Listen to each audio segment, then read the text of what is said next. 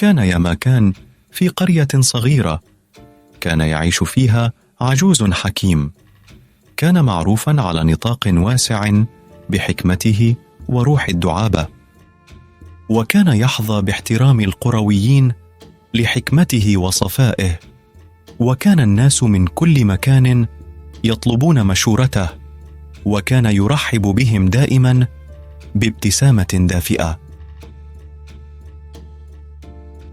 في أحد الأيام وصلت شابة مضطربة إلى الحكيم بحثا عن إجابات لمخاوفها، وكان عقلها مليئا بالمخاوف بشأن أفكارها، ولم تتمكن من العثور على السلام داخل عقلها. عندما اقتربت من المعلم العجوز كان قلبها المضطرب واضحا في عينيها، وتوسلت إلى المعلم بأنها مثقلة بالقلق، وقالت: يا سيدي، إن عقلي مضطرب للغاية، العديد من الأفكار تتبادر إلى ذهني طوال الوقت، من فضلك أعطني حلا لتقليل أفكار عقلي، كيف يمكنني العثور على عقل هادئ؟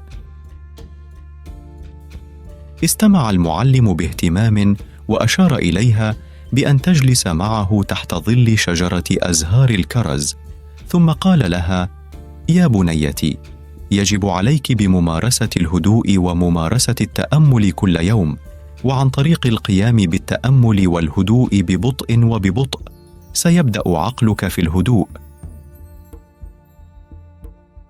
ولكن الفتاة قالت: سيدي، من فضلك لا تطلب مني أن أمارس الهدوء، لا أستطيع ممارسة الهدوء، لأنني كلما أحاول أن أهدأ حتى تبدأ المزيد من الأفكار لتتبادر إلى ذهني، ومعظم الأفكار سلبية، مما يجعل ذهني أكثر اضطرابا.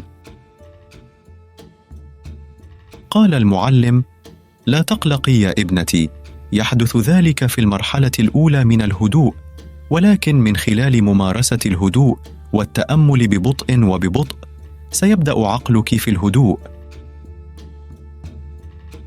قالت الفتاة: يا سيدي، إن الهدوء والتأمل ليس بالأمر السهل علي، من فضلك أعطني حلا آخر لتهدئة ذهني.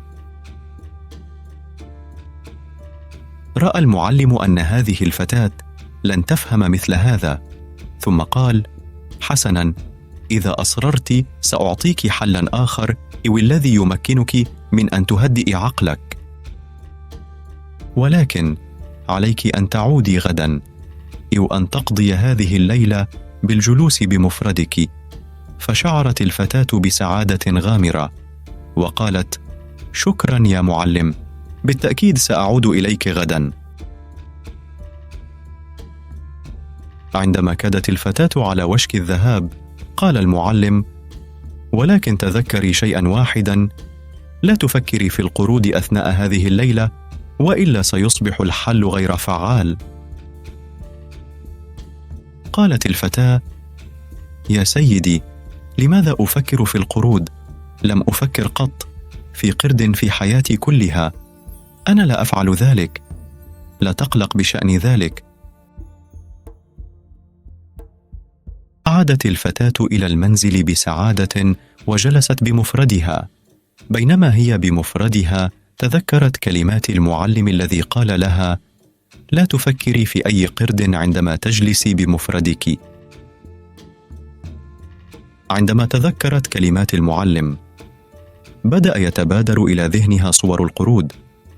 بدأت تحاول تجاهل فكرة القرود، ولكن كلما حاولت تجاهل القرود كلما بدأت القرود تتبادر إلى ذهنها. وبعد مرور بعض الوقت كان عقلها مزدحما بالكامل بالقرود. فكرت الفتاة: لماذا قال لها المعلم هذه التعليمة؟ إلا إذا كان يعلم أن هذا القرد يمثل مشكلة، كان ينبغي له ألا يذكر ذلك لي. لا يوجد حيوان آخر يتبادر إلى ذهني إلا القرود.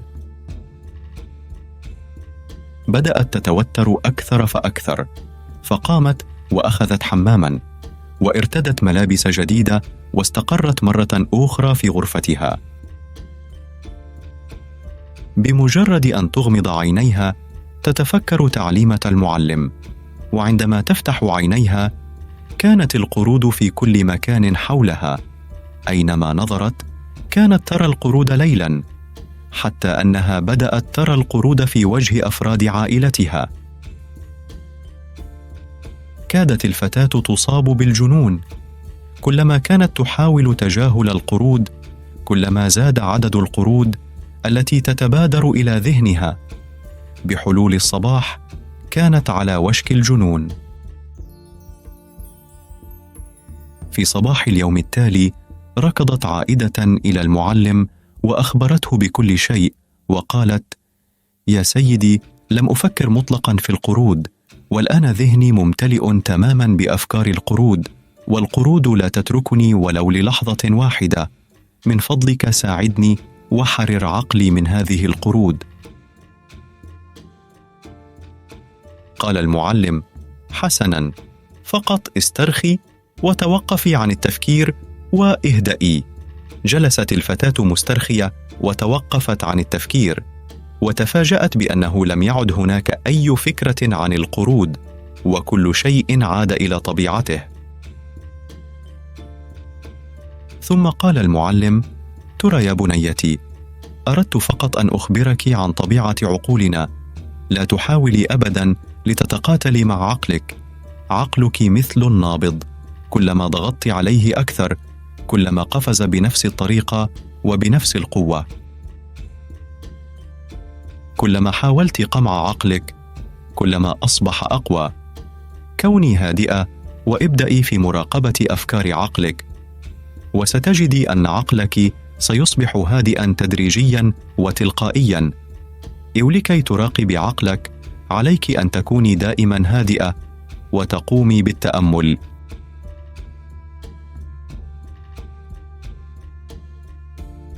كما ترى في الحياة وفي حياتك، سنجد أن عقلنا تماما مثل القرد الذي يستمر في القفز هنا وهناك طوال الوقت بلا معنى.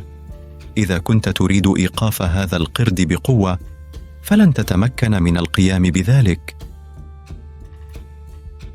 فكلما حاولت الضغط على جهاز الاتصال الخاص به كلما قفز بشكل مماثل.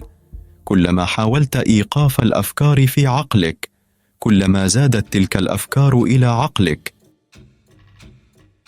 هل تعلم أن العقل البشري يخلق ما بين 36,000 إلى 80,000 فكرة في اليوم الواحد؟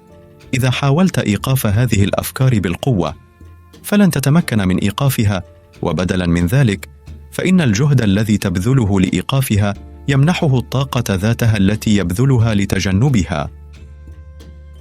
يصبح الأمر انتباها عندما تبدأ في تجنب شيء ما، فإنك تبدأ في إيلاء الكثير من الاهتمام له، وبالتالي ليست هناك حاجة لإيقاف الأفكار.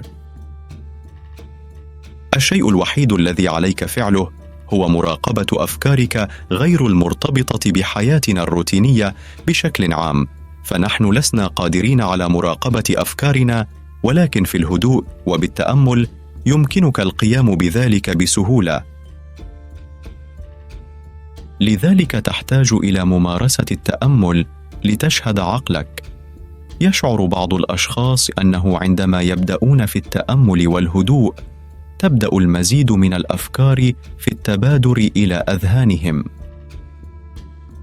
ولكن السبب وراء ذلك هو أنه عندما نبدأ في التأمل فإن الانطباعات القديمة المخفية في أذهاننا تبدأ في الانفجار، تماما كما لو قمت بتنظيف منزلك ثم تخرج كل القمامة. بالمثل، عندما تبدأ في التأمل تبدأ كل قمامة العقل في الخروج، وستبدأ في الحصول على المزيد من الأفكار، ولكن لا داعي للقلق بشأن ذلك. واصل، فأفكارك في اختبار. استمر في ممارسة التأمل ببطء وببطء، ستخرج كل قمامة العقل، ثم سيبدأ العقل نفسه في الهدوء، وسيبدأ لديك أفكار أقل، ومع التدريب الطويل ستتمكن بالتأكيد من التحكم في أفكارك، وعقلك